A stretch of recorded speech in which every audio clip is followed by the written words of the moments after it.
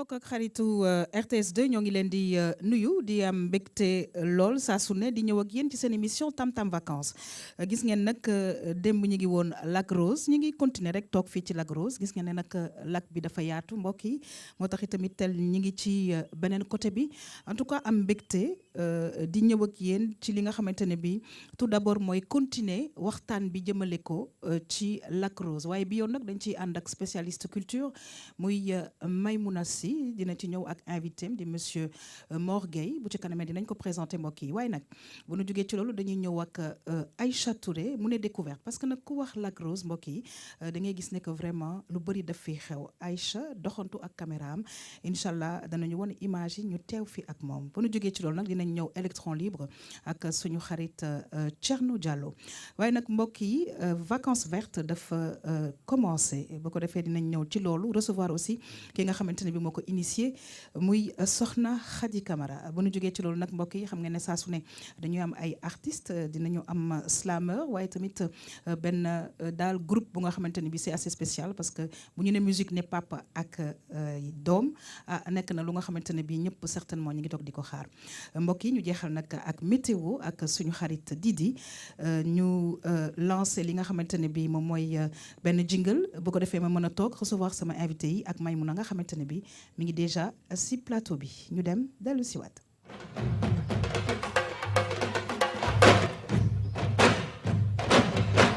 mbokk yeeg xarit yi saa su ne nag dañuy kontaan parce que nag wax dëgg yàlla lac bi gis ngeen information yi nga xamante ne bi jotoon nañ ko am démb muy lu am solo ak sunu invité monsieur Ndiour démb tey nag ñu am monsieur Guèye waaye nag ci sama plateau damay am mbégte saa su ne di ci feggoo ak ay taskatu xibaar may kontaan nag ci madame Guèye ñu koy wax Maïmouna maa ngi lay dalalaat jàmm fii ci Lac Rose kontaan ci sa teewaay parce que nag dafa mel ni sànq maa ngi koy wax spécialiste nga ci mbirum art ak culture suñ la gisee xel day dem ci loolu waaye nag mënuñu woon jóge nag vraiment Lac Rose te duñu xuus dëggantaan ci mbiru art et culture parce que daf cee am wàll bu mag a mag madame Guèye maa ngi lay nuyu di la dalal jàmm c'est toujours un énorme plaisir de te recevoir. merci beaucoup Yaxam le plaisir est partagé man itam saa su ne noonu laa koy waxee. ma jël ko rek joxaat ko téléspectateurs yi nga xam ne ñoom ñoo ñu safoo saa su ne ñuy ànd ak ñun ma gën la am mbégte nag. partagé plateau bi ak yow. ndax comme ni nga ko junjee. art et culture moom ku ko wax ñëw fii ci Lac Rose yaakaar naa ne luñ ci war a mën a génnee jukki ko. becc ko ba nga xamante ne askan wi dinañ ko mën a gis jëriñu si. dina am solo bu baax a baax. très très bien en tout cas may mën a dañuy kontaan waaye nag mbokk yi di kontaan lool di recevoir tey monsieur Mor Gueye nekk président village artisanal bu Lac Rose monsieur Gueye ñoo ngi lay nuyu di la dalal jàmm kontaan lool ci sa teewaay fii ci sunu plateau. salaamaaleykum maa leen di dellu nuyoo bi ñu kontaan lool si ñëw bi ngeen fi ñëw seet si ñu. bëgg waxtaan ak ñun si wàllu tourisme bi ak culture. bon lépp loo xam ni moo koy jëmale kanam. donc ñëw bi daal rafet nañ ko lool kontaan nañ si. très très bien en tout cas ñoo la gën a kontaan kon nag may ñu dugg rek ci mbir mi nga xamante ne bi yow itamit da nga doxantu ak sa caméra pour daal moom ay mbir yu nga xamante ne bi dinañ ko indiwaat yeneen information jëmale ko ci art et culture kon ni nga ko baaxee woon na def. waaw ni nga ko waxee noonu la nag fii ci Lac Rose ñu fas yéene wax ci wàllu art et culture wante wax itam ci wàllu artisanat. ndax Mor Gueye mi nga xam ne moom la ñu invité tey moom mooy président village artisanal bi nekk fii ci Lac Rose monsieur Gueye ginnaaw bañ la dalalee waat ba ko yaxam defee ba pare dañu am mbégte rek waxtaan ak yow. fii ci Lac Rose ci wàllu tourisme bi mais ñu bëggoon d'abord nga wax ñu au niveau du village artisanal fii ci Lac Rose nan ngeen organiser woo ak village bi itam sax depuis kañ la fi nekk. bon ni ñu organisé woo fii si village artisanal bi. mooy c'est un village boo xam ni dafa am bureau. am président vice président am ñu yor secrétariat trésorier relations extérieures donc mu nekk bureau boo xam ni ak comité d'organisation. yoo xam ni ñoom ñooy nekk au niveau de l'environnement pour lac bi mën a set donc bureau boo xam ni c'est un bureau qui est complet. lépp loo xam ne bi am na si bureau am na fii donc ñoo fi ne pour doxal lac bi organisation boobu moo fi ne pour loo xam ne mi ngi sooxe fii si lac bi ñu jóg toog waxtaan si xool ba nu ñu trouver solution ba nu tourisme bi ak nu secteur bi di gën a jëmee kanam rek loolu moo waral bureau bi taxaw. très très bien laata nag ñuy xuus Maïmouna ñu laaj ko ku ñëw Lac Rose fan la village artisanal bi féetewoo. waaw village artisanal bi moom je pense que neex na xam. parce que déjà tey jii soriwul Dakar moom ak Dakar c'est à 30 minutes de route sur le péage. donc boo ñëwee ba nga xam ni dugg si nga ñàgg da ngay continuer ñëw Lac Rose boo ñëwee si Lac Rose rek juste di nga ñëw si village artisanal bi parce que moom moo nekk dafa sës si lac bi. fii xam te ni moom la ñuy visiter muy lac bi di am baignade bi nekk hôtel yi wër ko donc foofu la village artisanal bi ne. donc il suffit que chaque fois boo génnee ba nga jàkkaarloo Lac Rose rek da ngay gis village artisanal bi mu jàkkaarloo parce que aussi fi mu nekk neex na xam daal. très bien. kenn mënu ko bañ a gis kenn mënu ko bañ a gis voilà justement balaa ñu ñëw ci secteur d'activité yi nga xam ne moo am ci biir village bi ndax mën nañu wax Lac Rose en tant que site touristique ba pare lii di art ak culture ak artisanat bi mu des ginnaaw ban place la art bi culture bi ak artisanat bi am ci biir gunge Lac Rose mi nga xamante ne site touristique la. waaw loolu yaakaar naa ni mënuñu wax Lac Rose mu nekk site touristique.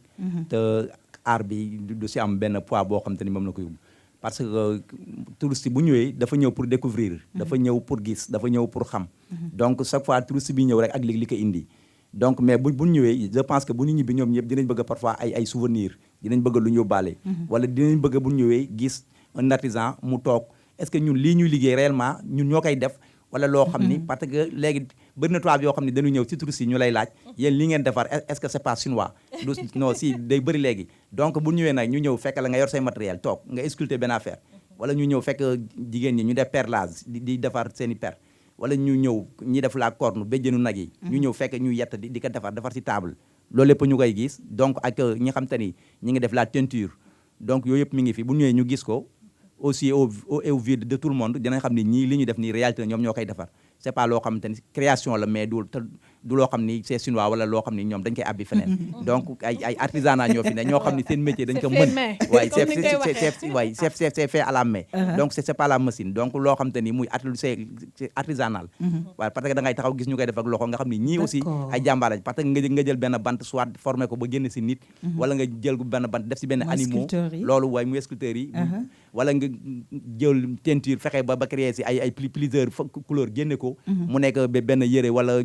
benn nappe de table boo xam ne dafa rafet nit gis ko nga taxaw defar ko mu xam ni lii ñii ñoo koy liggéey donc yaakaar naa loolu dafa am solo donc art bi tey jii Lac Rose bi foo xam te ni egg na fa rek yaakaar naa ni art bi si la daf ko gën a may doole daal. très bien alors ñu nga wax ñu tamit naka ngeen organiser woo parce que comme ni nga ko waxee yore nañ seen ay stand ci biir defe naa ne sax ñu ngi wax waxu culture ñu ngi wax plutôt waxu sculpture defe naa ne am na yeneen ak yeneen yu nga xamante ne mi ngi fi nga citer ñu ko ba pare wax ñu ñooñu naka la ñu organiser woo parce que loolu tamit ça demande aussi quelque part aussi des moyens pour ñu mun a am matériel bi pour et cetera et cetera. waaw loolu dëgg la xam nga liggéeyu artisanat moom dafa laaj moyen donc moo wax ni côté boobu aussi ñi fi ne parfois marché bi moom mooy góorgóorlu ñun ñoo am organisation boo xam ne suñu biir parfois am ay rentabilité yoo xam ne day dugg su mel ni parfois bon touristes yi dinañ ñëw parfois bu ñu gaaree suñu parking dinañ soxla lu mel ni ku mel ni guide wala yu demee noonu bu ko defee ñun dinañ jël koo xam ne su marché bi xëy na dina leen guide après ñun loolu lépp loo xam ne tey ji may nañu ko lu ñu si am rek mën nañ ko dugal ci benn kees boo xam ne kees bi village artisanal bi moom moo ko moom donc kees boobu parfois les artisans ñi xam ne dañuy liggéey te néew doole da leen di jàppale si yenn yi donc am na yu bëri yoo xam ne xëy na état moo ñu si waroon taxaw mais bu ko état xëy na doole eggul wala peut-être la mairie te defaluñu loolu ñun ñoo ngi jéem a xool lu ñu organiser ak li ñu am lu ndaw ñu jéem a fexe ba ñooñu ñuy jéem a fexe li ñu soxla yi xam te ne mooy nécessaire ñu jox leen ko pour yi ñu bëgg a def ñu koy def. très bien alors Maïmouna je pense que volet boobu aussi c'est important et je pense que sànq on parlait d'organisation mais très belle organisation di xool ñi nga xamante ne bi xëy na seen doole yeggu fa ñu def comme ni mu ko waxee caisse pour jàppale leen ba voilà c'est une forme d'aide.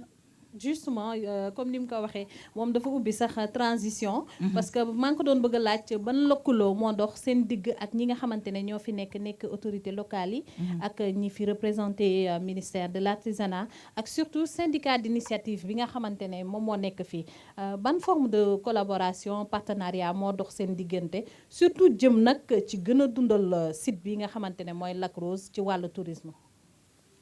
bon suñu diggante ak la mairie donc ñoom benn côté ñi ngi ñuy jàppale bu baax parce que aussi yàgg na Lac Rose booba ñun ay xale lañ sax xëy na boobu xalaatuñu woon ni dinañ dem ba nekk fi président am suñu papa yu fi ne woon nekk fi président donc jamono yooyu yàgg na ñuy jooy fu ne pour ñu defal ñu benn village artisanal d'accord donc xëy na loolu ay président yu bëri jaar na fi ba ni ma yegsee xëy na yàlla def loolu mairie bi monsieur le maire mi ngi si taxaw di si liggéey ak ñun ba village artisanal boobu mi ngi nekk en construction ñi ngi koy liggéey donc booy dugal nii si lac bi au devanture construction yooyu ngeen fay gis donc loolu village artisanal boo xam ne ñi ñu koy liggéey te c'est un village artisanal boo xam ne moderne boo xam ne day lépp xam te ni village artisanal war na ko am rek dina ko am donc foofu ñu ngi si remercier la mairie aussi di si remercier aussi madame la ministre Maïmouna Ndoye Seck parce que def na fi ouverture saison ñëw bi mu ñëwee ñun li ñu soxla woon yëpp muy xam ne dañ ko doon jàmbat donc yaakaar naa ni point yi na amoon yëpp wax ko moom satisfaire na ko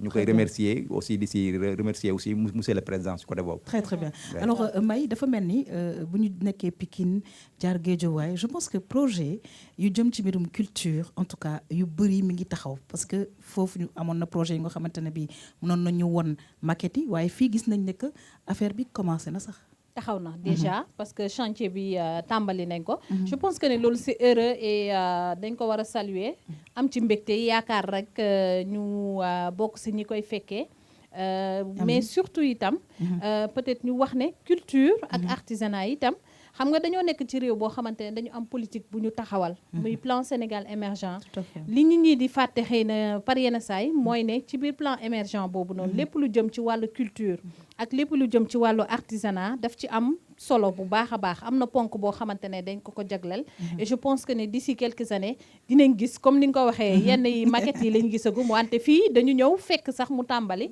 donc je pense que ne loolu c'est tout heureux rawatina surtout pour artisans yi n'est-ce pas monsieur Guèye waaw loolu yàlla ñoo ngi si kontaan bu baax aussi di wax ni vraiment gis na ni aussi tourisme bi état bi mi ngi siy def loxaam bu baax donc contrairement ak année yi passé gis na ni vraiment année yi mujj nii vraiment le président Macky Sall mi ngi si liggéey bu baax ak madame la ministre donc dinaa wax aussi si au niveau syndicat bi aussi syndicat bi dafa ànd ak marché bi donc parce que le syndicat c'est l'ensemble des hôtels yi nekk fii ak le village artisanal ñoom ñoo formé le syndicat donc le syndicat dafa nekk yor il a comme but que ñun au niveau du lac lépp loo xamante ni dafa laaj lu développer tourisme bi lu ko gën a jëm kanam ak lépp loo xam ne daf fi ne di gàllankoor ñu xeex loolu donc syndicat bi ànd na ak marché bi vraiment di liggéey bu rafet am na yu bëri yu fi xewoon si même si au niveau de l'environnement donc syndicat bi ak marché bi ñoo taxaw xeex ba yooyu jóge na fii donc aussi ñoo continuer di fi xeex ba lu mel ni la sécurité mooy la police touristique ñi ngi fi donc loolu yëpp syndicat bi moo ko fi indi ak yeneen yu bëri yoo xam ne vraiment ñu ngi ànd ak ñoom di xeex pour tourisme bi gën a développé daal mu doon njëriñu ñëpp très très bien dinaa ñëw xam naa ne Maïmouna ci quad yi nag parce que nag wax dëgg yàlla man sax dama bëggoon dugg see quad mais nag comme xam nga fi ñu nekk ci hôtel Palal en tout cas ñi ngi remercier ñi nga xamante ne bi ñoo ñu dalal muy hôtel Palal fii ci Lac Rose bëggoon naa dugg see quad sax mais dafa mel na xaju fi waaye Maïmouna dinañ ñëw ci quad yi waaye dañuy remercier aussi waaye xam naa ne man xam naa luy quad wante du ñàkk xëy na ñoo xamante ne du ñu xam lu mu doon mooy genre dina ko wax moom tout à l'heure dina ci ñëw mais dama bëggoon ci biir loolu laata ñu ñëw ci quad bi ñu remercier les gendarmes parce que nag wax dëgg yàlla fépp fu nga xamante ne bi dem nañ fa ci Lac Rose dañuy escorter vraiment jàppale ñu ci lu bëri moo tax adjudant chef Fall si je ne me trompe noonu la ak équipe am yëpp RTS2 kontaan nañ ñoo ngi leen di gërëm di leen sant monsieur Guèye mënuñu ñëw ba fii nag te duñu wax quad parce que dañuy gis ay xale yoo xam ne dañuy jógee Dakar ba Lac Rose pour mbirum quad affaire boobu tamit naka la organisé wu parce que gis nañ aussi y a beaucoup de jeunes qui y travaillent aussi ñu ngi ciy liggéey bu baax waaw loolu dëgg la xam nga àdduna day dox parce que booy xool au niveau bu njëkkoon tourisme bi ni mu nekk woon ak léegi au niveau de Lac Rose bokkul parce que au début dafa nekkoon Lac Rose mu nekk site boo xamante ni presque tourisme bi bu fi ñëwee amul benn attraction lu ko fi téye donc parce que bu si par exemple rek tey jii Palal gii ñu ne jamono yooyu ma la doon wax fii donc tool la woon fii ni ñu nekk tey jii nii nekkul woon hôtel tool la woon boo xam ni lii moo fi nekkoon muy koko yi fi ne ak ñu fi bay ay banane côté très bien bananerie moo fi ne woon koko yi ak patate douce loolu lañ ci doon bay d'accord donc jamono yooyu touristes yi bu ñu ñëwee du ñu def lu dul bañaat ci lac bi bu ñu génnee ñu rincé leen ci source bi après ñu dem donc amul leneen lu leen fii téye ok et c'est vrai que fii dafa am benn source gis nga ko ndox c'est extraordinaire ñi ngi am lac bi fii fële moom benn ndox bu neex bu nekk juste à côté là-bas waaw loolu mooy source bi ma lay wax parce que xam nga fii nappe phréatique bi soriwul en plus que lac bi ak géej dafa nekk distance boo xam ni 800 mètres la. donc léegi géej gi moom mooy ravitailler Lac Rose. léegi ndoxu géej gi moom mooy ñëw mais bu ñëw day ñëw si suuf dune yi lay jaari dune yi ñu ngi nii ndox bi suuf lay jaar souterrainement léegi ndox boobu bu jaari suuf dune yi dune bi mooy téye xorom bi.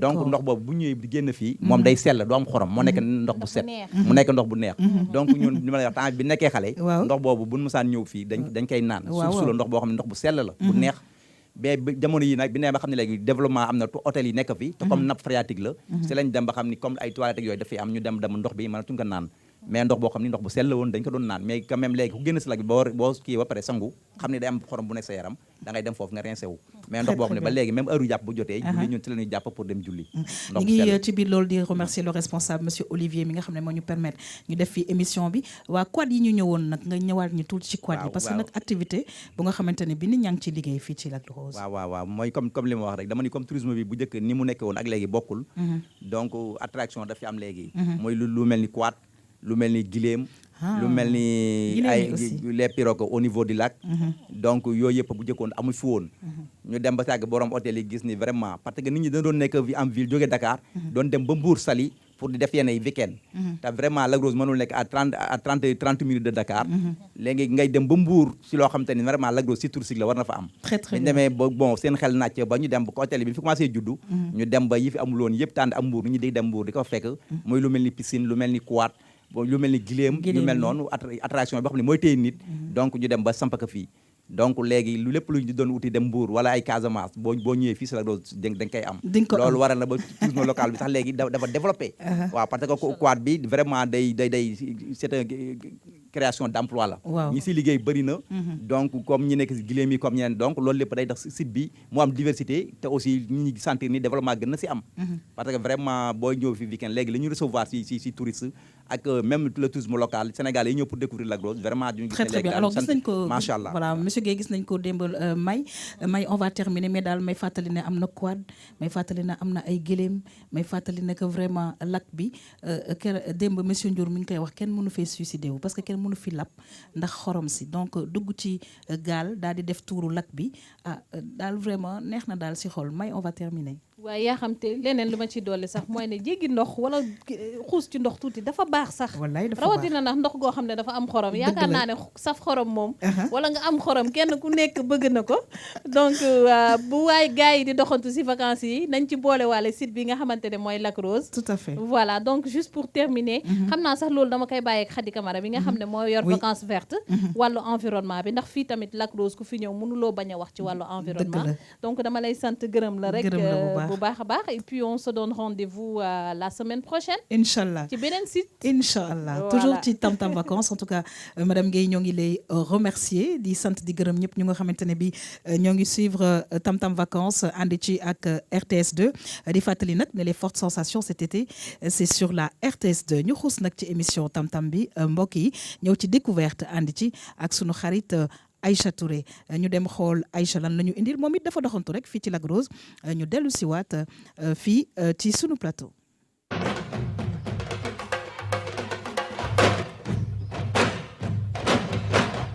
waaw kon nag duñu def rek lu dul recevoir sunu xarit Aïcha maa ngi lay nuyu. maa ngi lay fay yaa xam. waaw Aïcha kon xanaa Lac Rose moo waral lunettes yi. c'était chic. damaa changé style. mais gis naa loolu. dindi fii yére bi robe bi ma sol. ah bon. ah oui. c'est magnifique. wallaay dafa rafet. gis nga. waaw. li ma jàng ci Lac Rose. waaw ak dàll yi sax. oui aujourd'hui je suis label 221. très très bien. tu connais? Et ça fait plaisir. Ah mais bien bon, sûr voilà. que je connais. macha allah. tu aimes. bu baax parce que li yëpp ci Lac Rose la ko jëlee. ci Lac Rose waaw. très très bien Aïcha. waaw da nga demoon doxantu. xam naa ci biir doxantu bi nga am lii yëpp. dañ ma gis ne ma affairage. jeex na. donc ils m'ont habillé. en bonne et due forme. jox ma dàll. ndeysaan. jox ma robe bi. macha allah maa ngi leen di remercier du fond du cœur. billaay léegi nag Aïcha. ñu dem xool nag vraiment suñu doxantu bi balade bi. waaw Aïcha. ñu xool quelques images rek ànd ci ak Aïcha. waaw Aïcha image yaa ngi noonu. waaw dama ci defaale tourisme. waaw parce que en général tu sais yaa xam. dañuy dëkk Dakar. te xamuñu. oui. suñu région. Man c'est la première fois may ñëw Lac Rose. Waaw. damay dëgg Lac Rose. il est rose, il y a du sel et tout ça. oui dama ñëw rek en tant que touriste. très très bien waaw nga xool daal ah voilà mi ngi nii avec mon foulard. ah ben je te jure hein, c'est magnifique Merci. ah comme quoi il fait bon chez nous hein, au Il Sénégal fait hein. bon vivre. ouais quand même Ma- xoolal artisan yi ñu doon wax président bi moom moo toog fii liggéey bi nga xam ne ñoo ngi koy def Aïcha Oui, en fait, je me suis rendu compte que lu bare dañ koy gis ci këru tubaab bi waaw te ñun ça peut faire partie de notre décoration. absolument ba pare cherul. dëgg la Il faut ñu def suñu promotion artisanat local. Notamment le corne Lac yi Rose. exactement xoolal corne yi ñu ciy def aussi liggéey bu rafet oui Corne yi ndekete dafa am benn processus boo xam ne musuma ko xam man si je vois une vache waaw pour moi c'est la viande. il y a pas que la viande Ah ben, voilà, il y a pas que la viande. waaw monsieur Mor Gueye lan nga wax ci Aïcha lu mu wax léegi parce que xam nga ci biir doxantu ak ci biir gëstu ci ngay xamee mbir yu bëri comme ni mu ko waxee nag nee na corne bi dafa am processus daal bu ñu koy defaree te moom comme ni mu ko waxee rek ndeysaan nee na moom daal nag daal kii la ci xamoon rek ndawal Ndawal. micro donc bon comme ni ko Aïcha waxee ñu si bëri aussi noonu lañ ko xamee woon yaakaar naa ni moom vache moom ndawal rek moo si am solo quoi. mais je pense que am lu leen wax la récupération ñun dañ koy def fii au niveau de Lac Rose. mu rafet maanaam tey jii bu ñu consommer viande ba pare jaratul der bi wala li nekk corne yi ñun dañ koy sànni. non non ñun corne yi dañ koy jël. bu ñu ko jëlee dañu koy dugal si ndox bu tàng baxal ko ba mu xam ni nooy no ñu xoos ko ba xam ni sedd na ba nga xam ni lii def si bicarbonate ba xam ni dootul xeeñ. ñu polier ko ba mu sedd weextal ñu décorer ko ak li xam te ni moom moo nekk ay réalité ak ay Sénégal soit ay case soit ay palmier ay cocotier wala ay scène de vue des travaux ménagères wala lu demee ni que site bi ñu nekk ay Lac Rose tibbakatu xorom yu demee noonu yoo lañ koy décorer donc ñu defar ko ba nga xam te ni nii même après boo ko gënoon teg si biti sax bu ko ndox laalee du deñ parce que encre bi day nekk encre boo xam ni kii na si ba pare boo xasee ba jàpp rek jeex na très très bien donc Aïcha li ma jàng aussi ci récupération bi c'est que processus bi dafa guddul dañuy dem Seras jël foofu corne yi indi ko xooj ko pendant 3 jours ba pare xoos ko avec du papier peinture loolu laa jàng autre chose yaa xam oui Aïcha il y a des formes c'est-à-dire que dañuy jël corne bi génn ci un oiseau waaw génn ci un papillon def ci sax chaise. oui ça j'ai vu ouais. Donc je me suis assise. C'est vrai. toog ci et c'est confortable hein trop. Cuir. Corne. Décoré. Mhm. Mais ça c'est une reine. te fii la ci Afrique lay xewee ci Gis nga. Sénégal Lac Rose Voilà. en tout cas Aïcha mu nekk daal visite bu nga xamante ne bi dafay am solo aussi parce que léeg-léeg am nit yu nga xamante ne bi dañuy xëy na ragal tuuti ne waaw lii des touristes yi xëy na ñoom ñoo ko yelloo waaye comme tu as dit boo ñëwee dugg nga xool tu te rends compte que liggéey bu am solo mi ngi fi te nag wax dëgg yàlla c'est à la portée de tout le monde. Tout le monde parce que les prix ne sont pas exagérés. Donc contrairement à ce que nit yi di xalaat. da ngay dem Lac Rose laajte ay prix. pour man daal. Et pour le Sénégalais lambda. C'est abordable. tout à fait. da ngay jënd. soo ñëwee Lac Rose mën nga ci am yére. am décoration. ñibbi sa kër kontaan. très très bien waaw parce que yow nag boo ñibbee nag wax dëgg yàlla tey war nga mën a kontaan. si tu as vu ma robe comment il s'est sapé même. j'ai bien vu la robe. waa Aïcha ak lan nag pour terminer la chronique. Alors pour terminer la chronique. li may laaj président. C'est que danañ bëgg parce que réseaux sociaux yi tey. dafa nekk moyen de promotion de masse. Tout à fait. léegi est-ce que aujourd'hui président na ngeen am benn association autour de l'art boo xam ne dafa vulgariser ci réseaux sociaux yi notamment Facebook. waaw bon loolu ñoo ngi si doon waxtaan. xëy na taxawal guñ ko mais bëgg nañ ko taxawal. Inch'Allah. ñoo ngi si parce que aussi art bi léegi. mënoo def promotion bi sans l'internet. Tout à fait. donc adduna bi léegi fi mu toll. loo dugalul si internet rek presque du dox ni mu war a doxee. Tout à fait. donc loolu moom ñoo ngi si doon xalaat et puis ñoo ngi si taxaw du yàgg dinañ am suñu site boo xam ni di mën a lancer suñu produit. nit ñi di ko gis di wane suñu liggéey. aussi comme ni ngeen ko waxee bëgg Sénégalais yi aussi ñuy def léegi consommer local li xam ne artisans yi ñu ngi koy liggéey. ñu mën a ñëw di ko utiliser seen kër yi. très très mën a bien. defar seen intérieur ba mu rafet. parce que aussi li ñuy liggéey fii lañ koy liggéeyee. te seerul te aussi art bi bokk na si li dundal nit waaw parce que objet loo ko jënd ak lu mu cher sax dina la amal njariñ parce que at yi muy def si yow nekk ak yow donc loolu xëy na nit ki boo ko jëndoon tey jii bu doon million xaalis bi après benn moment dootu ko gis mais yow chaque jour li mi ngi loo xam ne yaa ngi ko garder di ko xool chaque fois saa boo ko xoolee rek am na lu muy def si yow wala am na benn souvenir mu def si yow muy daal label 221 donc voilà mi nga xamante ne bi RTS 2 ak Maïmouna Sy ñoo ngi ciy yëngu waaye dafa mel ni sax Aïcha tey label 221 de la tête aux pieds parce que létti macha allah from Africa la ah yére bi ak dàll yi per yi ak yëpp vraiment macha allah Ça là, waaw ça c'était la souffrance. Hein. les Ouais. temps les tresses Ah oui, mais résultat, comme yo, tu apprécies tes J'adore. téléspectateurs. Certainement. J'ai fait mon malin. oui très joli macha allah Merci.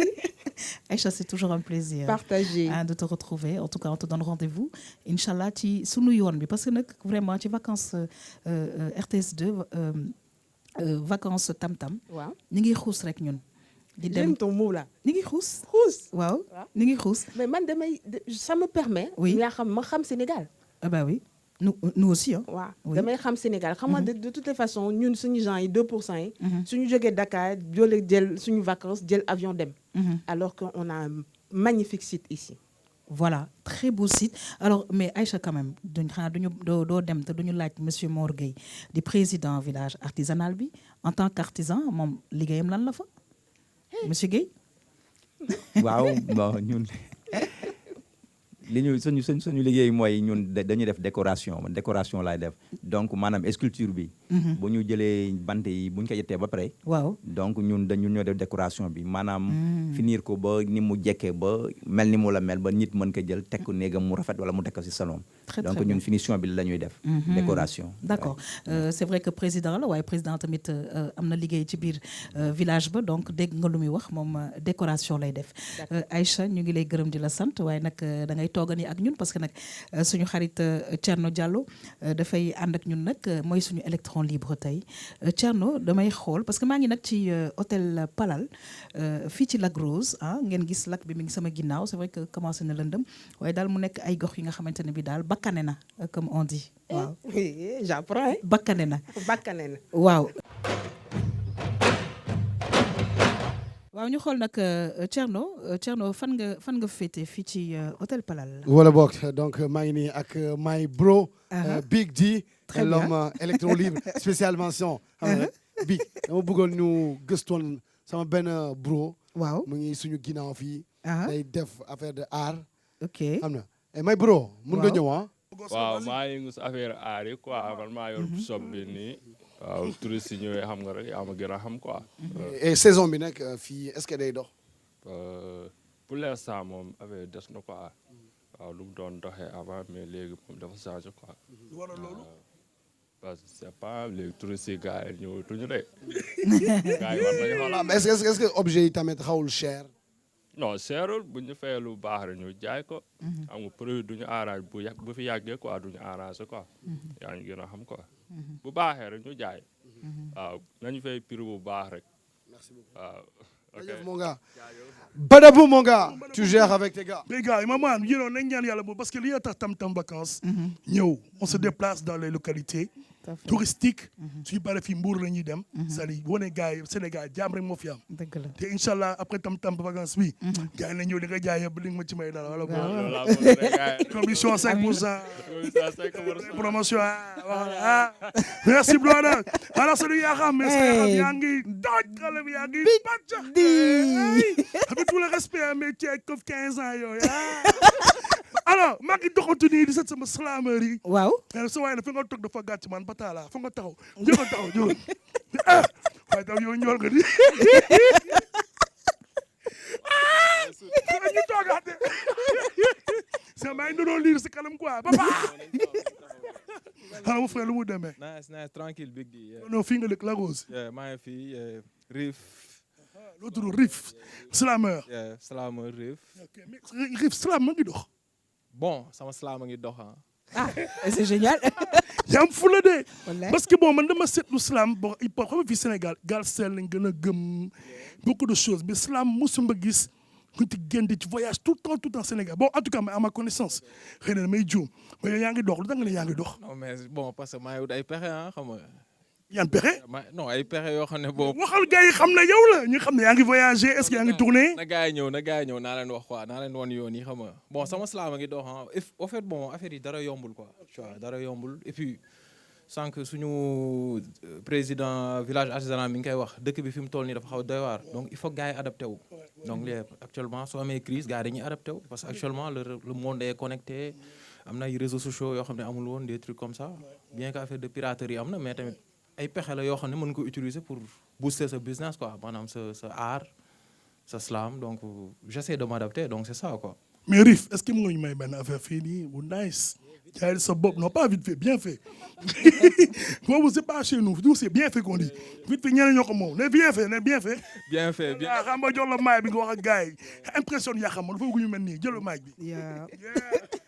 nga bokk ak nit classe mu am na du baax nga ne day tricher nga bokk ak nit daara mu tari wala wàcc sëriñ bi da koo faral nga ne nga nekk ak nit mu yor yu baax nga ne da koo àbb nga bokk ak nit liggéey mu yokk nga ne day cogg su dee jigéen nga ne promotion canapé yàq deru nit ki jël àddunaam yaakaale jàpp nga ne lu baax yow képp yaa ko yellool soo ko xamee da ngaa soxor soo ko xamul da ngaa soxor da ngay gis ku mbiram di dem ñu jiñ ko cumbukaayam soo amoon jom farlu ni moom yàlla jox la am jeeg bu yab avion ñu ne day jaay boppam ku jur ku matul nit di feebar ñu ne daa teel a njabootam nga dëkk di jaamu yàlla ñu ne deru xaj ngay jullee dogal dal sa kaw bettu ma nii rek la mënoon demee da ngaa iñaan siis soxor bon soo ko xamee da ngaa soxor soo ko xamul da ngaa soxor ku soxor dina saxaar waaye du mës tàkk li nga leen yéene sa kaw lay këpp ba jeex tàkk faatu am yu baaxam ki ne na day mbaraan moo du sàkk mi lañ cam dem ma ne bran loolu am koo gis mu naan ñaw la nekk ca xol ba baaxul mbir dal nit nga matt tuñ jàmm nga ko yéenewul da ngay am romb nit ki dafoo ko dara mu mere la nga nuyu ko mu sewal la su demee si ñi ñu toogee la kii nu mu fuyee ni mu soofee ni ma ko jéppee moonte dafoo ko dara waaye danaan ni ma ko bañee mën ngaa soxore ki la ëppale wala ki nga ëppale ki la ëppale soxore la wala ki nga ëppale da ngay gis ku la jege wala sa mbokk soxore la ku la sori wala nit xool nag mu neexoo ko mu soxore la àddunaa ngi nii da ngay tànn doon dara bëri noonu wala ñàkk tekki dara ñu lay may sarax ak a dimbali man moom garaawul ku ma soxore yaa fa dee ndax benn xarit akkan moo ma gënal ay xaritu benn bakkan yu may gasal kan ginnaaw ngoog lu leen neex wax leen wax ju bon baaxul te lu fi naka rey jële la waaye ndokk ba du takk fenn dawal leen ci oto yu baax yi dëkk leen ci kër yu mool yi takk leen si jeggi see gaa yu baax yi sol leen lu rafet lekk lu neex bañ a faale noon yi demuñu bëgguñu kenn dem xëpp nañ suuf si ndab li Sëriñ Saliou nee na li nga yéene sa bopp yéene ko sa moroom li nga yeele sa bopp yeele ko sa moroom big di tënkal sa bopp ci teggin bañ cees non magnifique big di jëm direct yaa xam. oui tu veux savoir mon avis. Voilà ton avis. Alors moi je suis charmée. 21 sur 20. Tout simplement c'est-à-dire que texte bi c'est très fort et je pense que dafay éveiller aussi nit yi parce que li mu ciy wax yëpp je pense que société bi mi ngi koy vivre hein. Mais man dama jaaxle ça parce que magnifique. ce texte là il est bro yaa ko bind. balèze. ouais ko bind bien fait comme Trop bien fait. Mais mon frère, pour te joindre, comment il faut faire pour des spectacles? Parce que man, honnêtement, on aura besoin de toi. Souvent, activité pour l'étude de slam, serait nice. Au fait, bon, Rif Mingini, donc via les réseaux sociaux et tout, donc je vais donner mon numéro. Mais vas-y, c'est pour ça, et ton contact même. Et quels sont tes projets dans l'avenir, vite fait là, si tu as des concerts et tout? Je viens de sortir un album Mingini. Ah yeah. Ouais. Mais fi nga waroon commencer, Rif. Yo lan la njëkk yeewu mu jee sama. Attends, l'album est là. Un album de 12 titres. Ouais. C'est comme ça, c'est du slam. Ouais, c'est du slam pur et dur. Quoi. Tu l'offres à Yaxam? Ouais, je l'offre à Yaxam. Eh ben, très bien. Yaxam maa ngi njëkk a déglu bu sax sonn. Lii moom ça nous parle, nous les rappeurs d'abord. Il y en aura pour tout le monde, quoi. Il y en aura pour tout le monde. Bien, donc l'album est là. L'album consommé local. Mais consommé local, pas consommé local matière grise. Ouais. Consommé local côté. Bonum yuuri ngay waxal, bonum yuuri. Yuri, voilà, c'est ça. Parce qu'on n'a pas besoin d'imiter les occidentaux ou quelque chose comme ça pour s'en sortir. Donc il y a la matière ici, quoi. Nañ ko jëfandikoo, donc génn ci, quoi. Et tu habites ici du côté de Lac Rose. Je suis là dans le secteur de Lac Rose, Rufus, donc je tourne, quoi, tu vois. Donc Rif, donc je suis en mouvement, donc c'est ça, quoi. Ku la bëgg seetaan fa ngay dem. Donc là, je fais des spectacles, donc actuellement à l'hôtel à la Très FIFA, donc au centre-ville à Dakar, Plateau, donc je tourne là-bas, je fais Voilà. des soirées after work. Sinon, Rif, mon contact, 77 Voilà. 505 06 25.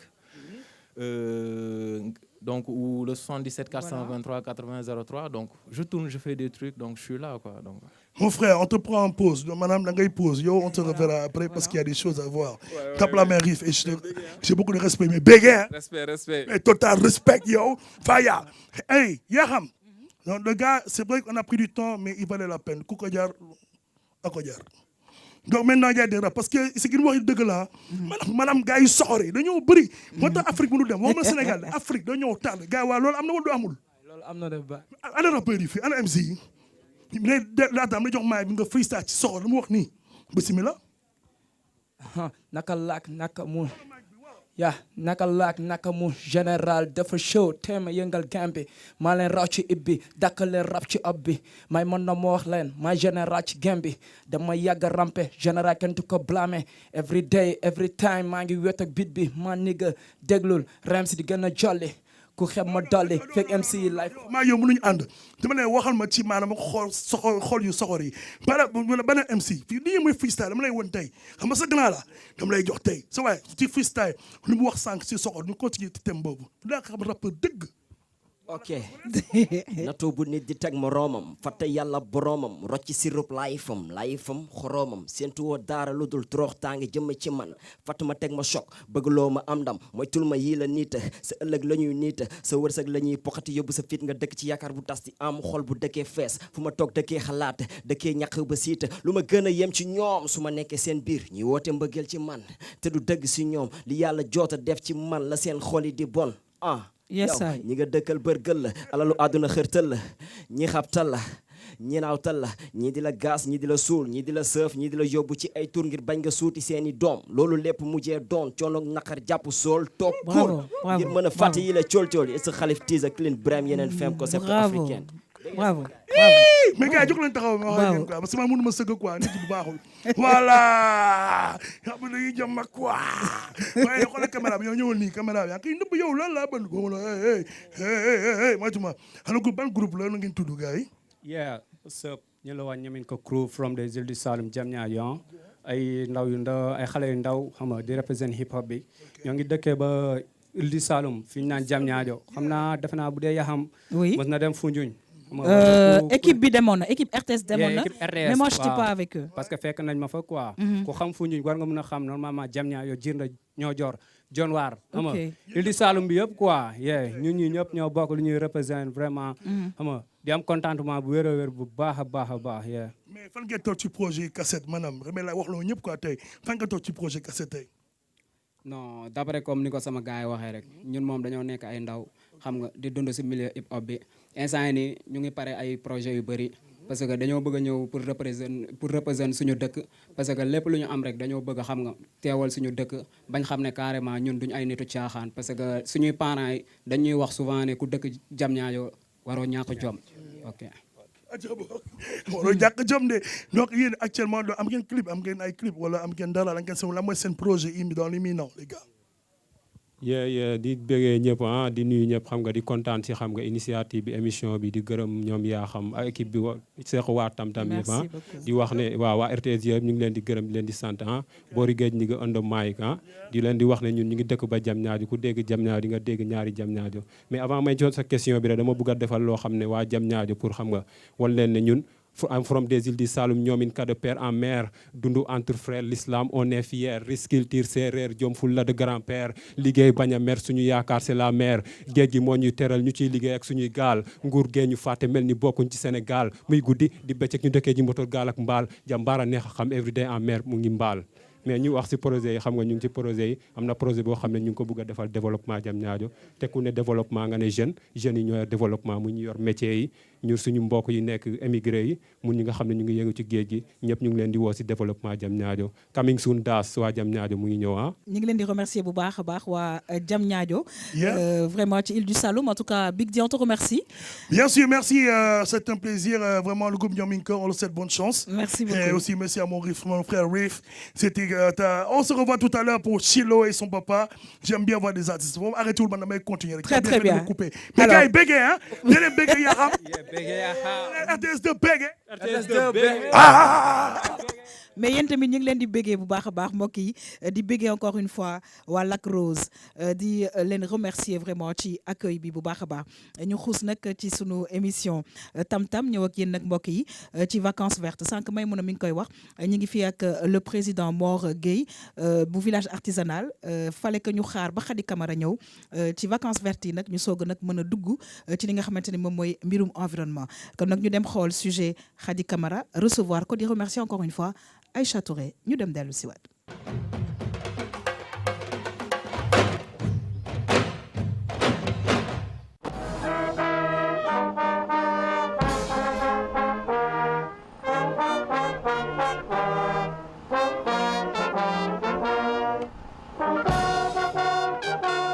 ci bàkk réew mi ànd ceeg armée nationale lañu ubbi première édition vacances vertes ci plage bu BCEAO ci loolu équipe vacances vertes ànd nag ñenn ci autorité ya fa teewoon amal fa ab set-setal bu mag ndaxte plage bu BCEAO tilim gafane firndeel na lu tax a jóg projet bii di vacances vertes ci loolu sax ña nga xamante ni ñoo fay liggéeyee xamal nañ ñu ne cetkat mooy ànd ak féexlu. dañ koy déplorer quoi parce que soo xoolee environnement bi. Bon, fii c'est un lieu de vacances nit yi dañuy ñëw di doxantu di entraîner ainsi de suite di jël bon on a des tentes là yoo xam ne dañ koy louer mais soo ñëwee gis cadre bi fii mbalit yi bon ndox mu salte bi franchement mairie bi wala état bi daal war na def dara quoi parce que lii moom franchement mënul situation bi mënul continuer quoi. ndaw gii fa taxawaloon kii di ministre de l'environnement ci bés bi dellu siwaat na ci njëriñu vacances vertes. di am mbégte it ndaxte liggéey la boo xam ni xale yi daanaka ñoom ñoo ko sumb xam nga environnement. naam gouvernement mu ngi ci dox képp lay kattanam waaye lépp lu ñu mënti sumbit bu ci population yi surtout xale yi bu ci defu seen loxo day xaw a jafe ndaxte environnement bi daanaka ñun moomuñu ko fi leen ko fekk dañ ko war a aar dañ ko war a suuxat pour que xale yi ëllëg bu ñu màggee ñu nekk ci environnement bu am solo xam nga environnement bu propre moom mooy wér-gu-yaram bu sell nit bu wéree mooy dina mën a jàng dina mën a liggéey te loolu boo amee réew di mën a jëm kanam. wante bu ñu waxee vacances vertes ndaw yi am nañ ci pàcc bu rëy rawatina étudiants yi nekk ci université Cheikh Anta Diop ak association boobu ñuy tuddee Beach Cleanup. ñiy polluer géej moo tax Beach Cleanup se donne comme objectif de prendre soin des plages mais à aussi sensibiliser les populations nettoyer et sensibiliser les populations du fait de la pollution ci biir kii bi ci géej bi. ok te journée bi tey ñu ngi koy rafetlu ndaxte lancement la parce que ñëpp dañoo war a xam ni kat environnement bi moom lañ fi am te si seulement journée bi dañuy permettre ñu mën a lancer ni on va commencer des vacances vertes et vacances vertes qui parle de vacances vertes parle de KC Events waaw moom moo organisé lépp c'est l'événementiel et en plus avec Khady moom mooy initiatrice bi et on a vu que ñëpp adhéré nañ. gannaaw xumbu yi UCG di unité de gestion et de coordination de la gestion des déchets fii ci Sénégal may na waa vacances vertes bépp matériel bu nga xamante ni moom la ñu war a nettoyer ak di ko reboiser ministre de l'environnement moom maye na fa lu toll ci 300 bacs à ordures maanaam ay pôle mbalit yi nga xamante ni moom la vacances vertes fas yéene maye fépp ci marché Ndakaaru yi.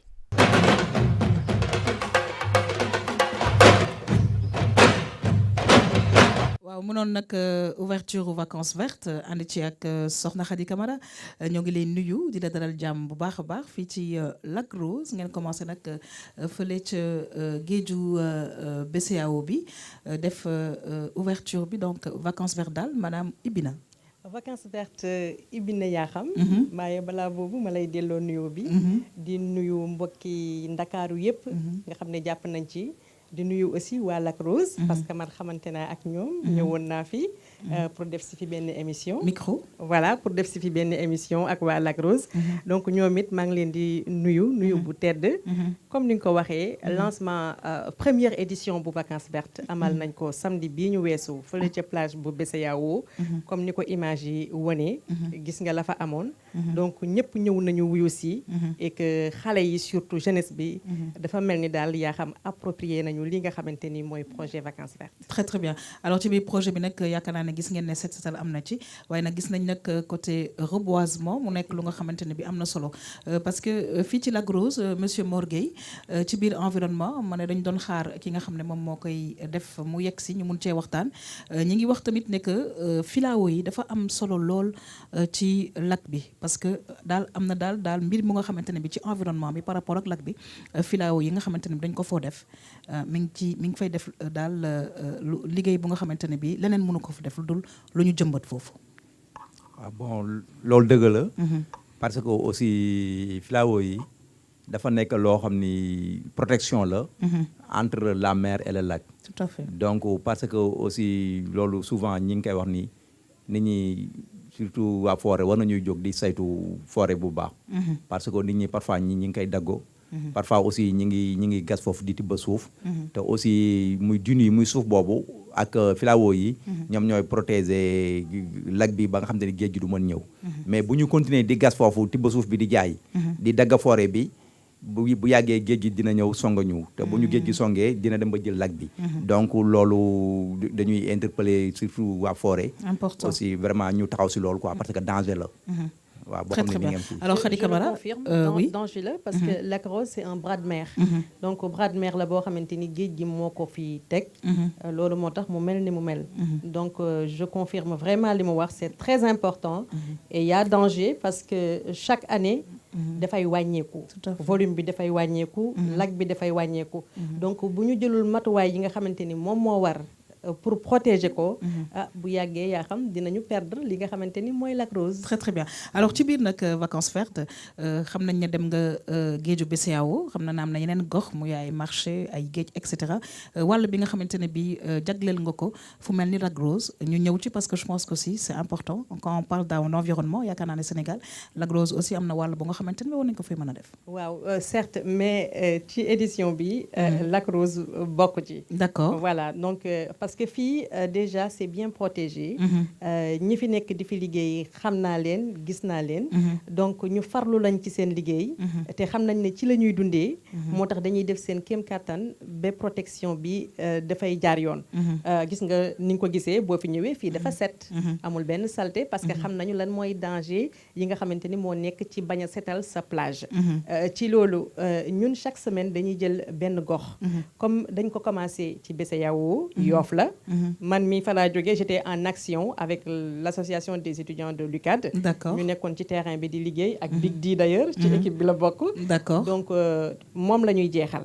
bu ñu ko jeexalee lundi mardi plage la ñuy def. nettoyer ko. mercredi jeudi ñu def marché. d'accord mais toujours ci même gox bi. ok le vendredi on se repose. parce que dafa métti tamit liggéey bi dafa métti.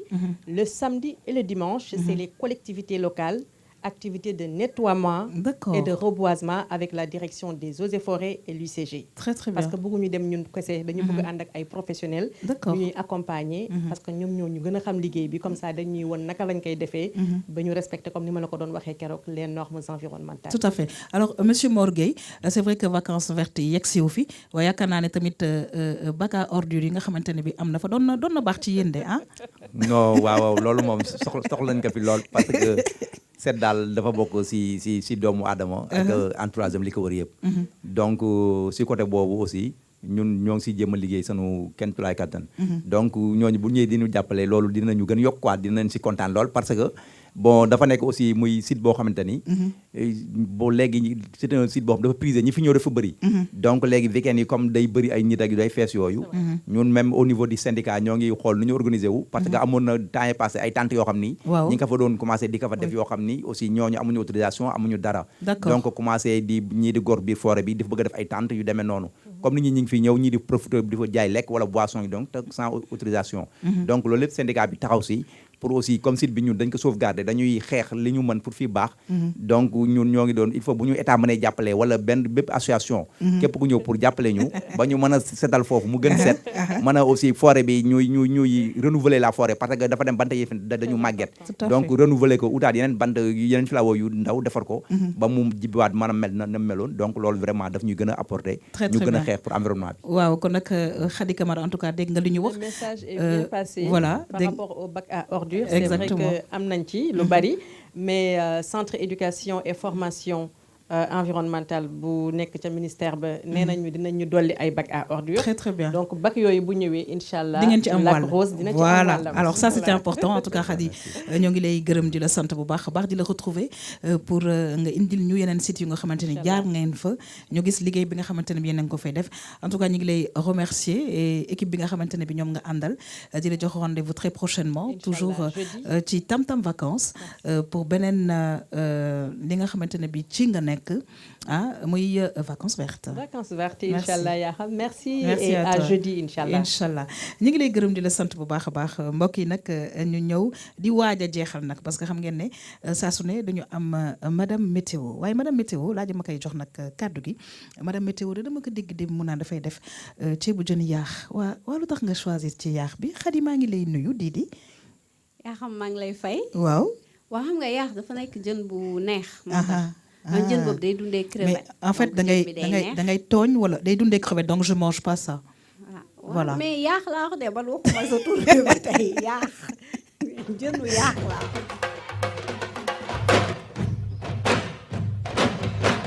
waaw Didi ñu ñëw ak yow nag ci li nga xamante ne bii moom mooy mbirum météo bi temps bi daal prévision yi. salaamaaleykum Yakham salaamaaleykum mbokk téléspectateur au RTS 2 salaamaaleykum waa Lac Rose waya ma ñëw ak yéen ci prévision météo Dakar matin bi dinañ fi am 26 degrés midi 30 degrés soir 27 degrés Diourbel matin 25 degrés midi 33 degrés soir 28 degrés Linguère matin ba dinañ fa am 26 degrés bu demee ba midi mu nekk 36 degrés le soir mu nekk 29 degrés Saint-Louis ndax matin bi dinañ fa am 27 degrés midi 28 degrés soir 27 degrés Kaffrine nag dinañ fa am suba si 25 degrés bu demee ba midi mu nekk 33 soir mu nekk 28 Ziguinchor matin bi dinañ fa am 24 degrés midi 28 degrés soir 25 degrés matin bi dina nekk 28 degrés midi 37 degrés soir 35 degrés Kédougou tamit suba bi dinañ fa am 22 degrés midi 29 soir 24 Thiès matin bi dina nekk 26 degrés midi 31 degrés soir 26 degrés Kolda matin bi ñu am fa 23 degrés midi 29 degrés soir 24 degrés Sédhiou matin bi ñu am fa 23 degrés midi 29 soir 24 yaa xam. oui Khady. lever du jour bi dinañ ko am ci 6h57 minutes. coucher du soleil dina nekk 19h27. premier marée haute bi dina toll ci 3h30. deuxième bi nekk 16h05. premier marée basse bi nekk 9h55. deuxième bi nekk 22h20. dinañ am 12h30 minutes de soleil. transit solaire bi dina nekk à 13h12 minutes. xanaa ñu ne rek suñu mbokku mool yi mën nañ dem géej ndax si diggante premier marée basse bi. su jour boobu nag kii bi dina neex géej bi napp bi dinañ am jën. xanaa nag kon sëdd laay wut bi baax. togg ceeb bu weex bu saf am bëgg xam nga période bi ceeb bu weex bi da siy neex. bu baax kontaan nañ sëdd laa waxuma yaa sëdd. merci beaucoup Khady. plaisir en tout cas de te retrouver suba ci beneen gox parce que nag Tam Tam Vacances mi ngi wëyal war a nag jëm fi nga xamante ne moom mooy Rufisque incha allah. jërëjëf Yakham merci beaucoup Khady. ñu ñëw nag mbokk yi di jeexal nag vraiment émission bi tey ak benn groupe sànq maa ngi koy wax papa ak doom mu nekk daal vraiment lu assez spécial lu nga xamante ne bi dafay neex a xool kon nag du ma def rek lu dul daal waxtaan ak ñoom tuuti parce que nag nekk na lu nga xamante ne bi c'est vrai que dinañ koy gis mais bon en plus jigéen la jigéen la bu nga xamante ne bi dafa ànd ak papaam yore instrument bu nga xamante ne bi dinañu ci wax maa ngi lay nuyu bu baax a baax nga présenté wu ci téléspectateurs yi ñi seetaan. maa ngi lay fay waaw bu baax a baax. nga présenté wu wax ñu tur bi. man maa ngi tudd ci Loba dëkk fii nii ñàgg. maa ngi leen nuyu ñëpp je suis l'avocat des enfants. Ah ben très très très bien alors ça c'est une très bonne chose alors maa ngi la gis nga yore instrument bi xëy na nga wax ñu tuuti ci instrument bi ak lu tax instrument bi après pourquoi nga ànd ak papa di def lii. loolu moom dinaa sawar bu baax di ci tontu. parce que instrument bi nekk na loo xamante ne su ma ko joué dinaa ko sentir franchement. c'est vrai moo tax ma jël ko comme sama instrument di ko joué ci sama ay musique acoustique. très très bien alors ñu fàttali instrument bi nu mu tudd. bongo. waaw mais man nag bongo dama ko doon faral gis ci góor ñi waaye jigéen buy def bongo ah bah écoutez on va voir mais autre chose pourquoi liggéey ak papa. salaamaaleykum mbokk yi. maaleykum salaam maa ngi leen di nuyu ku ci nekk ci turam ak santam. bongo bi soo gisee ci Loba di ko joué tey. waaw man maa doon joué guitare. may def acoustique. d'accord léegi fekk mu ngi nekk xale bu ndaw mu ngi def ay C2. ndeysaan léegi su ñëwee day jël benn plate di toog sama wet di ma accompagner ma xam ne kii bëgg na musique. dëgg la am sama benn xaritu nigérien bu nekkoon ci man. léegi mu yoroon bongo bi. léegi muy ñibbi mu ne ma bongo bi daf ko bëgg a jaay. ma jënd ko xam naa du ma joué bongo mais ma ne naa ko teg noonu ndax. comme que gis naa ne bëgg na musique rek xëy na moom dina ko jël léegi nag bi ma ko tegee noonu mujj bi su may joué mu jël bongo bi di ma jéem a accompagner léegi bi mu may accompagner am sam benn xarit aussi bu doon def bongo bi mu ñëwee mu gis mu bëgg a bongo bi mu ne ma léegi bàyyil ma jàngal ko ndeysaan léegi nag ci la commencé jël bongo bi di joué ba di si def ay woyam ay kii. en tout cas c'était bien chers téléspectateurs ñu am tuuti information par rapport ak liggéey bi nga xamante ne bi yéen a ngi koy def waaye laata ngeen di door liggéey bi nag damay remercier ki nga xamante ne bi moom mooy Mor Gueye nekk président bu village artisanal bu Lac Rose monsieur Gueye ñoo ngi lay nuyu ça a été un plaisir en tout cas partager plateau bi ak yow ñu ngi lay sant di la gërëm bu baax a baax. loolu si invitation bi. vraiment di ko partager ak yéen. di wax ni aussi vraiment ñoo ngi ñaan le président de la République muy monsieur Macky Sall. mu gën ñu jàppale. si ñun attentes yi ñuy xaar si moom. parce que xam na ni moom bëgg na tourisme. te aussi gis nañ rôle bi xam te ne jox na ko tourisme si plan Sénégal émergent. donc ñu gis bi ñëwee ba léegi tourisme bi aussi fi mu ko jëlee ak fi mu ko yóbbu. donc. te Lac Rose mënoo ñëw Sénégal te waxoo Lac Rose donc muy site boo xamante ni Lac Rose am solo boo xam ne dafa dem ba nekk si patrimoine mondial de l'UNESCO donc muy donc site boo xam ni dafa am solo te Lac Rose comme tout souvent ni ma koy waxee ma ni Lac Rose dafa mel ni industrie la parce que li muy employé si nit dafa bëri Lac Rose waaw ñi def extraction sel bi ñi ngi fi donc ñiy liggéey si tourisme bi ñi ngi fi ñi xam te ni aussi dañu def maraîchage comme ni ma leen wax li wër lac bi yëpp ndox bu neex la donc ñoo ñëpp ñi ngi fi ñiy def aussi élevage parfois si côté lac bi ci la ñu ñëw def pâturage donc muy mbooloo boo xamante ni ñoo ñëpp dañ fiy liggéey donc ñu koy considérer ni comme industrie boo xam ni dañ ko war a jàpp président gën ñu jàppale def plan d'aménagement di lac defal ñu ko ba mu rafet vraiment jàppale ñu jàppale artisans yi ñuy dem bu foire yi am ñu mën di si bokk vraiment di wane li ñuy liggéey wane ni aussi ay talent am na fii en tout cas ñu ngi lay gërëm di la sant bu baax a baax c'est vrai que nag localité bu ñu dem am na ay doléances te yaakaar naa ne c'est comme ça et puis en tout cas ñu ngi ñaan yàlla lépp saafaraw ci ñu ngi lay gërëm di la sant bu baax a baax di gërëm encore une fois Palal Hôtel mi nga xamante ne bi fii laa nekk tey di remercier monsieur Olivier mi nga xam ne moo ñu permettre ñu def émission bi fii di bamtuwaat nag ñu remercier la gendarmerie mi nga xamante ne bi ñoom ñoo fi nekk di ñu escorter di taxaw pour suñu sécurité ñoo ngi leen di gërëm di leen sant bu baax a baax adjudant Fall ak ñi mu àndal vraiment sant nañ leen gërëm leen di gërëm leen waa Lac Rose yëpp di bàyyi nag ci lo ak papaam ñu tëj émission bi mbokk yi ma leen di jox rendez-vous incha allah suba fële ca Rufisque toujours Tam Tam Vacances je rappelle que les fortes sensations cet été c'est sur la RTS2 merci à tous et bonne suite des programmes sur cette très belle chaîne ci lo ma bàyyi la yow ak papa.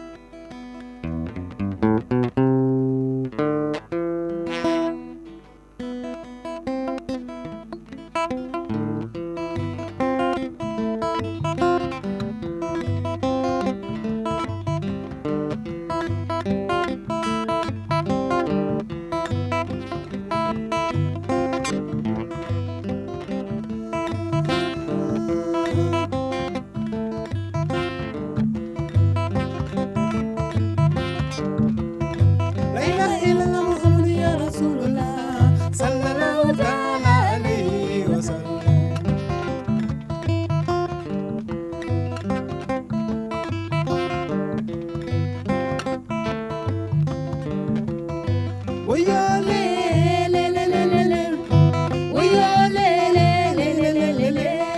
aduna ko belel jeeri dunya ko mere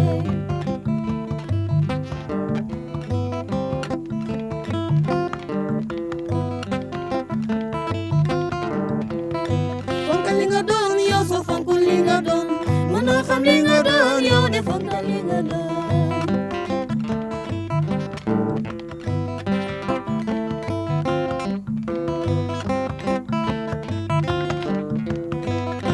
ku ñuul ki man ma bëgg li ma doon man nit ku ñuul ki man ma fonk li ma doon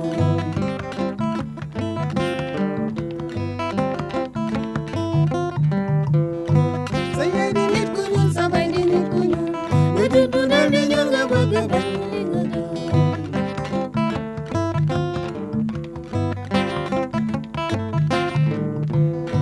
sooy dem di dem yow ba xamoo fi nga jëm war nga mën a wëlbateeku dellu fa nga jóge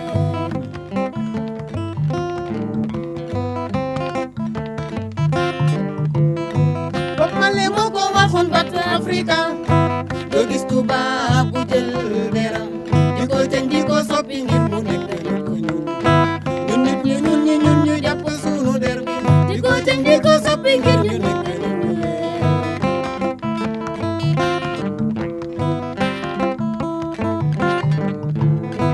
war nañoo mën a dindi complexe bi fi nekk wuy yoo leele ngir ñu mën a fi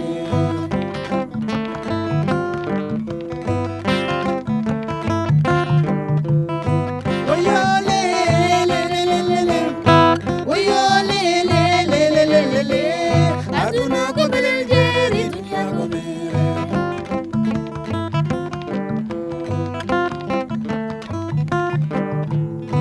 Afrika may na yeewu leen Afrika der bu ñuul bi may na yeewu leen war ngeen a mën a yeewu ndaxte yeewu jot na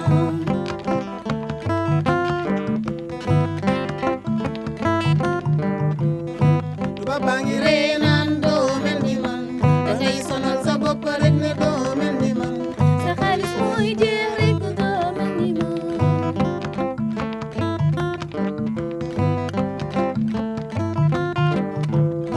tubaab bi dee far li lay tax di xees waroon na caamaana boole lu koy tax di ñuul loolu su ko defoon rek mu doon égalité waaye du ko def ndaxte loolu soxla ko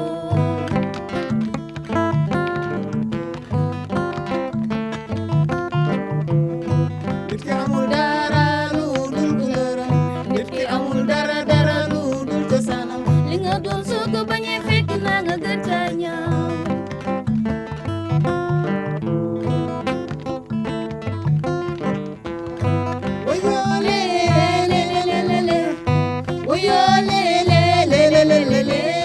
aduna ko belel jeeri dunya ko mere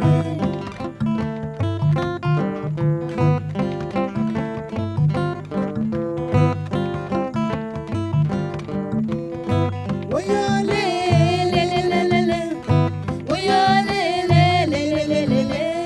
aduna ko belel jeeri dunya ko mere